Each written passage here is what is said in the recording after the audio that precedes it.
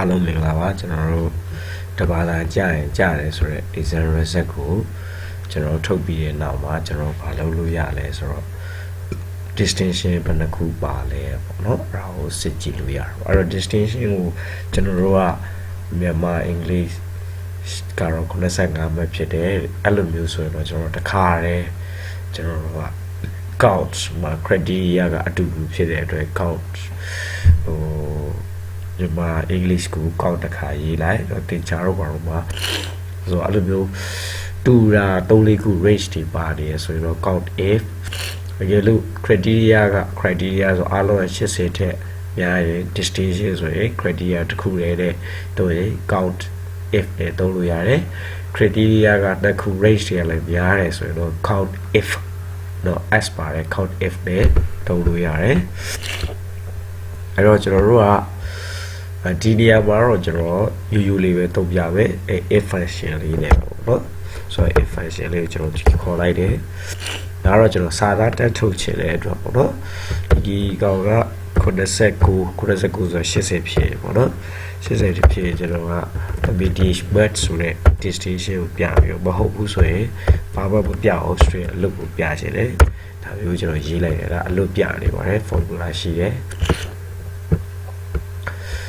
ကျွန်တော် copy ကူးလိုက်မယ်ပေါ့နော်ဒီကျွန်တော် copy ကူးလိုက်တယ်အဲ့တော့ဒါ English လို့ပြချင်တယ်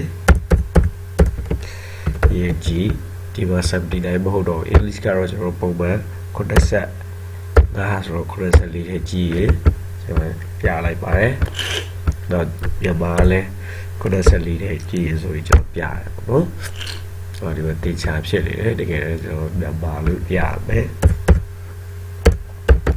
ဆိုတော့ဒီကိစ္စလေးကိုဒီလိုရေးလိုက်တယ်ပေါ့နော်အဲ့တော့ကျွန်တော်ဒါလေးကို copy ကူးလိုက်တယ်ပေါ့နော်ဒါပဲ click ခောက်ချလိုက်တယ်ဆိုတော့အဖြေလေးတွေကဒီလိုရပေါ့နော်အဲကျွန်တော်လူပေါ်ရာရေးလောက်လိုက်မယ်ဒီပစ္စည်းရှောက်တယ်မှာဆိုလူပေါ်ရာပြေးကျွန်တော်ပြေးပေါ်ရာလောက်လိုက်မယ်အဲ့တော့ဒီလူမျိုးကျွန်တော် distinction တွေကတော့ရနေပြီဒါတော့သုံးပါလာတဲ့စစ်တယ်ပေါ့အဲ့တော့ကျွန်တော်တို့ကဘယ်လောက်ထိပါလဲဆိုပြီးကောက်လို့ရတယ်အဲ့တော့ကျွန်တော်တို့ကကောက်ကဒီနေရာမှာကောက်ကိုကျွန်တော်တို့ကကောက်တာတော့ရေးလို့မရပါဘူးဘာလို့လဲဆိုတော့ကျွန်တော်တို့က string blank ဆိုပေမဲ့သူက count the number of set in each range ဒါတော့ empty မဖြစ်တဲ့ဟာကိုကောက်လုပ်မယ်ဆိုတော့ဒီမှာဆိုမြန်မာစာဒီက empty လို့မြေကောင်းမြေလိမ့်မယ်တကယ်တော့အဲ့တော့black string ရိုက်ခဲ့တာပေါ့နော်အဲ့တော့ဒီကောင်တော့သုံးနေဆိုရင်ကျွန်တော်တို့က string 3လုံးရှိရတဲ့အတွက်3လို့ပြပါလိမ့်မယ်ကျွန်တော်3ပြပါမယ်အဲ့တော့ဒီ range ကိုကျွန်တော်တတ်မှတ်လိုက်တယ်ဒီ range 3လုံးဆိုတော့ဒါ3လို့စင်မပြေပါဘူးဘာဖြစ်လို့လဲဆိုတော့ဒီကောင်ကိုကျွန်တော် string ဒီမှာ string တခုရိုက်ခဲ့တယ်ဆိုတော့အတိတ်ပဲဖြစ်နေတယ်အဲ့တော့ကျွန်တော်3လုံးပဲသူပြလိုက်မယ်အဲ့တော့အကုန်လုံးကိုကျွန်တော်3ပြပါမယ်အဲ့တော့3လုံးပြတယ်အဲ့တော့ဒီကောင်စင်မပြေအဲ့တော့ကျွန်တော်တို့ကဘာ3လို့ရလဲဆိုတော့ဒါတော့ကျွန်တော်3ပါတာရှိတာသိတယ်တော့ဒီပြန်ချင်း3လေးကနေနှုတ်ပေးပဲဘာလဲဆိုတော့ဒီမှာဆိုရင်ကျွန်တော်တို့ကplan ပေါ့နော် count plan ကိုကျွန်တော်သုံးမယ် count plan တော့သူတည်တယ်အဲ့တော့ count plan ကိုကျွန်တော်သုံးကြည့်ပဲဖြည့်စင်ပြေလာကျွန်တော်ကြည့်လိုက်မယ်ဟုတ်တယ် count plan တစ်ခုကိုနှုတ်လိုက်ရင်တစ်ခုကျန်ပဲပေါ့နော်ဆိုတော့ဒီလိုနည်းနဲ့သုံးလို့ရတယ်အဲ့တော့ဒီမှာခဏရပြီပေါ့နော်အဲ့ဆိုခဏရပြီဆိုရင်ကျွန်တော်တို့ကဘာလုပ်ပါလဲဆိုတော့ဒီကောင်ကိုကျွန်တော်တခါတည်းဟိုပေါင်းလိုက်လို့ရတာပေါ့နော် string concatenation ကျွန်တော်ပေါင်းကြည့်ပဲစင်ပြေလာပေါ့နော်ပြီးရင်ကျွန်တော်ဗာလဲ d ဆိုတာလေးကိုထည့်မယ်ပေါ့နော်ဟော d ကျွန်တော်ရပြီပေါ့နော်အဲ့တော့ဒါလေးကိုဒီလိုရေးလိုက်ရင်ကျွန်တော် 0d ပေါ့နော်ဒီမှာသူကောက်လုပ်လိုက်တဲ့အတွက်0ရတဲ့ဟာကို 0d လို့ပြတယ်ဟုတ် 1d 2d 0d ဒီမပါဘူးပေါ့ဒီခြေလေးကိုဖြစ်စေတယ်ပေါ့အဲ့လိုပါမဟုတ်ဘူးဆိုရင်ကျွန်တော်တို့က d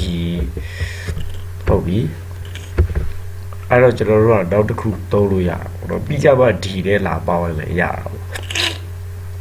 d နဲ့ပေါင်းမယ်ပေါ့နော်အဲ့တော့ကျွန်တော် if function လေးတွေပဲပေါင်းပြမယ် if ဒီကောင်ကကျွန်တော်ရေးလိုက်တယ်ပေါ့နော် greater than 0ဖြစ်လေ0ဖြစ်မှလောက်ပါမဟုတ်ရင်မလောက်ဘူး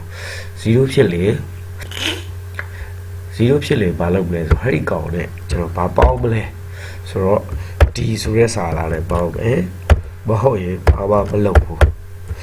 ဒီလိုရေးလိုက်မယ်ပေါ့နော်အဲ့တော့ 1d အဲ့တော့ 0d ကိုဘယ်သူမှတော့အကျေတဝတ်လုပ်ပြီးတော့မပြောပေါ့နော်အဲ့တော့ဒီမှာဆိုရင်ကျွန်တော်တို့က if function လေးတွေရေးလိုက်တာပေါ့အဲ့တော့တစ်ခါလေးရေးထည့်ရတော့ဒီမှာတစ်ခါလေးရေးလိုက်လို့ရတာပေါ့နော် if ဒီကိစ္စဖြစ်နေတယ်ပေါ့နော်အဲ့တော့ကျွန်တော်ကဆိုတော့ if function လေးတွေပြန်ရေးအဲ့တော့ how number of distinction ပေါ့နော် number of distinction number of d ကိုဒီလိုပြန်ပြီးတော့ဖော်ပြလို့ရတာပေါ့နော်ဒါတော့ distinction ဘယ်လိုထုတ်မလဲဆိုတာကိုပြောပြသွားတာဖြစ်ပါတယ်အဲ့တော့ distinction ကိုကျွန်တော်တို့ကဘာလို့ counter count a ပေါ့နော် counter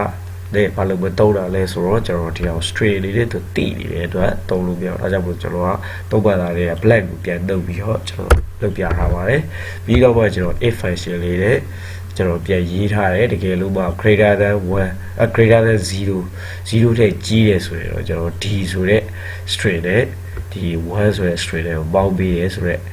ဒီကိစ္စပတ်လေးဆိုရင်ဒီရှေ့ရဲ့ကိစ္စပတ်လေးဒီဒုတိယကိစ္စကိုလုပ်တယ်မဟုတ်ရင်ဒီလုပ်ဖို့လုပ်ဖို့